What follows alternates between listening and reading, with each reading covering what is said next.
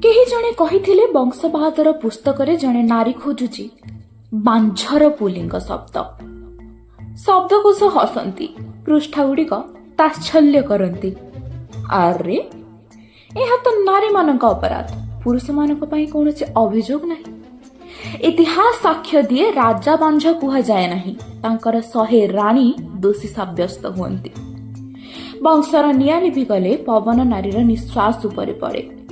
ନାରୀ ଆଖିରେ ଘୃଣା ଭରି ପଚାରେ, ତେବେ କ'ଣ ପୁରୁଷ କେବେ ବାଞ୍ଝ ହୁଅନ୍ତି ନାହିଁ?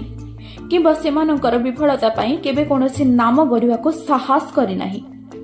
ସେ କଲମ ଉଠାଏ, ଏକ ନୂଆ ଶବ୍ଦ ଲେଖେ, ବାଞ୍ଝା।